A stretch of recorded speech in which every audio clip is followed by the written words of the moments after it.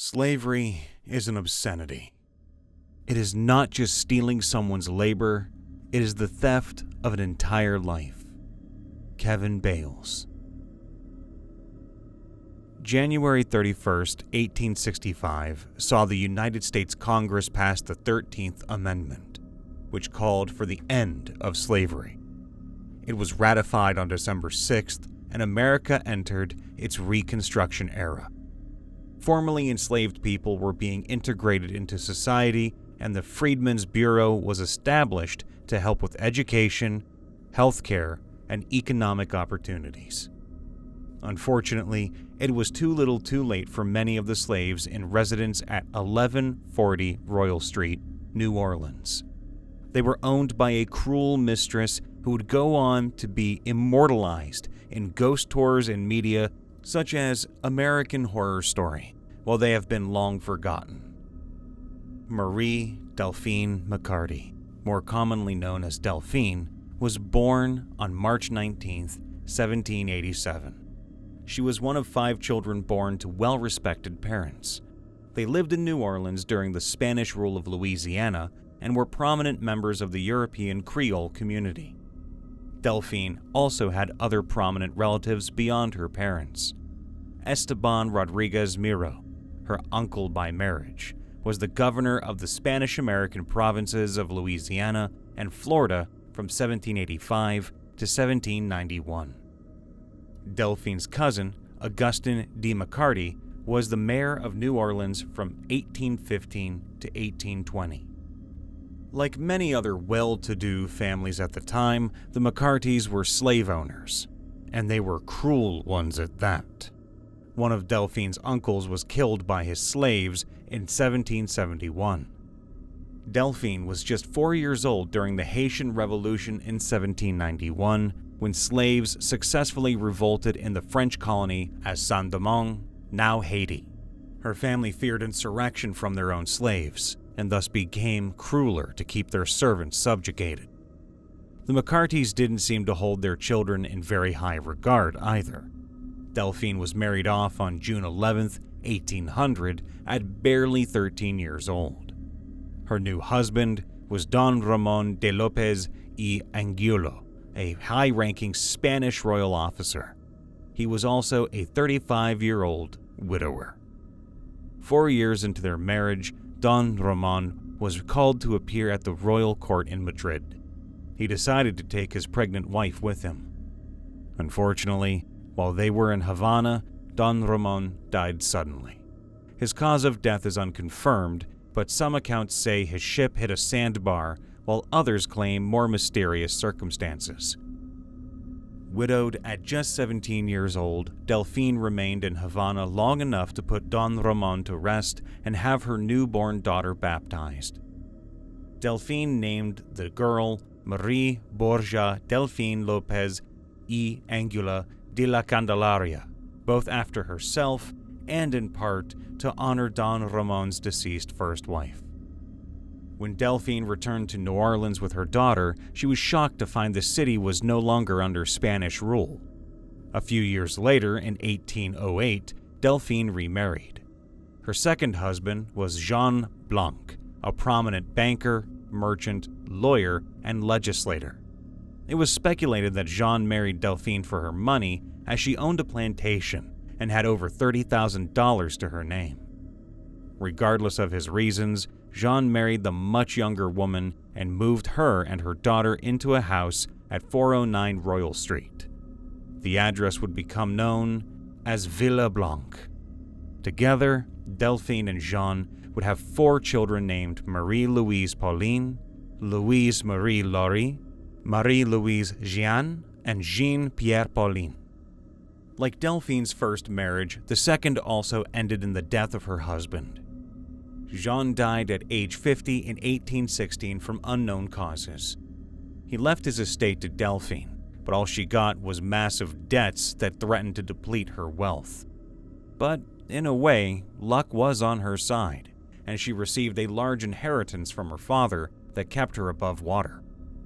For a few years, it was just Delphine and her children, but in 1825, she remarried for the third and final time. Her new husband was Dr. Leonard Louis Nicolas LaLaurie, a man 15 years her junior. In 1831, Delphine purchased property at 1140 Royal Street. She kept it in her name and managed the property on her own. In 1832, she had a 2-story mansion built on the property with attached slave quarters. She and Leonard would live here with 2 of Delphine's daughters. Like her mother before her, Delphine was a prominent socialite. She held a central position in New Orleans society, but while she was kind and polite to everyone in public, her private self was something to be abhorred. She treated her children poorly, but she treated her slaves worse, though no one would learn just how much worse that was for a few years. Perhaps Delphine's behavior contributed to the strain being put on her new marriage, as she would petition the First Judicial District Court for a separation from bed and board of her husband. On November 16, 1832, she would make the claim that he treated her in a way that rendered living together unsupportable. Her claims were corroborated by her son and 2 of her daughters. The separation wasn't permanent, however, as Dr. Leonard would be at the house during an event that would change Delphine's life. Before we detail this life-changing event, however, it is important to know just how poorly Delphine treated her slaves. Funeral registers showed 12 slaves of the Royal Street Mansion died between 1830 and 1834. These deaths included a woman named Bonnie, a cook, a laundress, and her children, 13-year-old Juliette, 10-year-old Florence, 6-year-old Jules, and 4-year-old Leontine.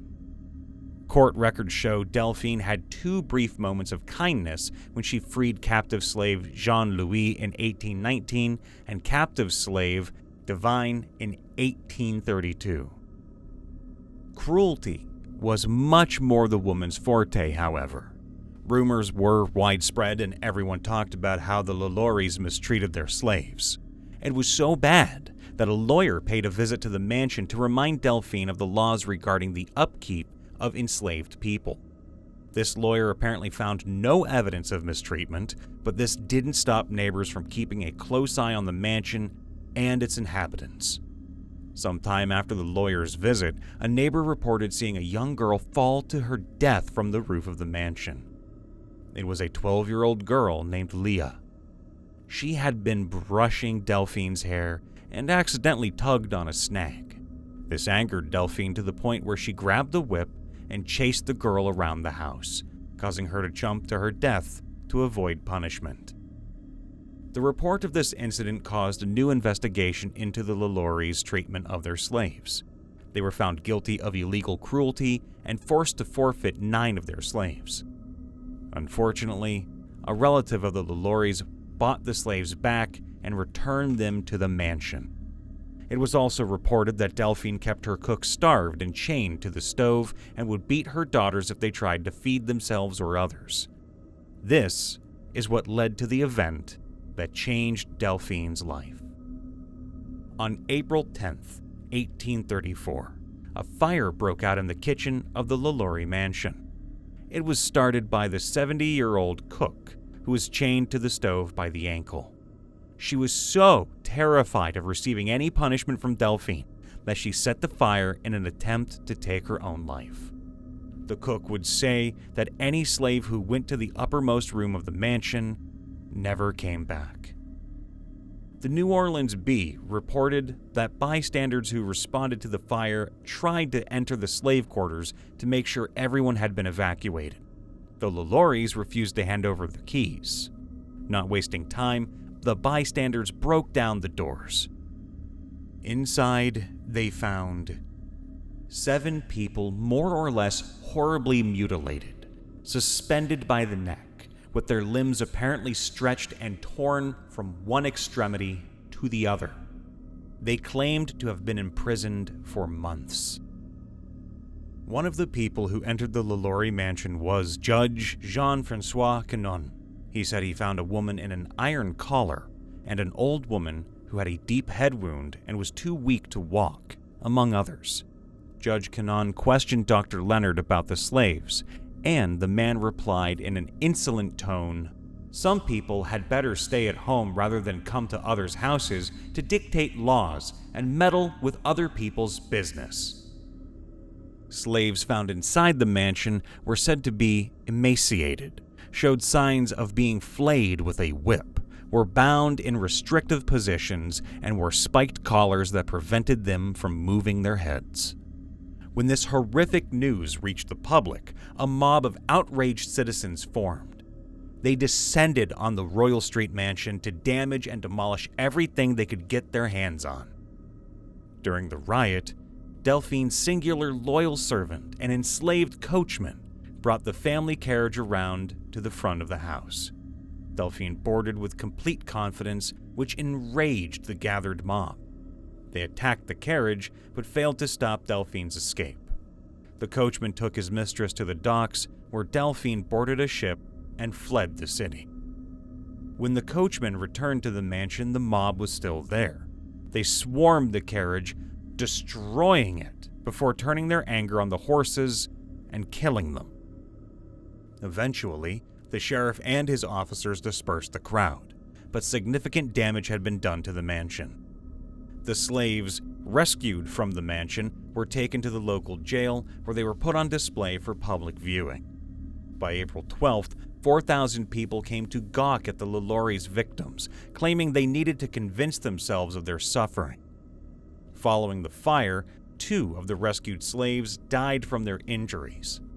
The grounds of the LaLaurie mansion were searched, and several bodies were disinterred from the yard and condemned well, one of which was 12-year-old Leah. Despite the extent of her horrific actions, Delphine LaLaurie never saw justice. Following her escape from New Orleans, she made her way to Paris, France, and began a self-imposed exile. She was abandoned by her husband, but her children all moved to France to be closer to her. Delphine wanted to return to New Orleans, but after vehement refusal and protests from her family, she reluctantly remained in Paris. Delphine's life after her escape was not well documented, and very little is known about her remaining 15 years of life. Letters between her children speak of a lingering illness that may or may not have eventually taken her life. According to the French archives of Paris, though, Delphine LaLaurie died on December 7, 1849, at the age of 62. The original LaLaurie mansion did not survive the fire and subsequent mob attack and was rebuilt in 1838.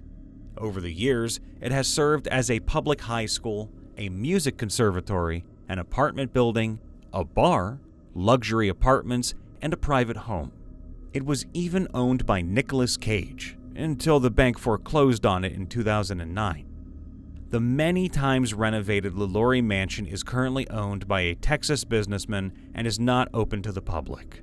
Despite this, it remains a popular tourist destination and ghost tour stop. The rebuilt mansion is considered a highly haunted location, following the deaths and torture of the slaves under Delphine's ownership that happened on the property. Unfortunately, for those who suffered and even lost their lives at the hands of their cruel mistress, Delphine LaLaurie never saw a single day behind bars for her crimes. She passed as a free woman, likely in the company of her family. Her victims had nothing, and yet they still lost more than they had to give.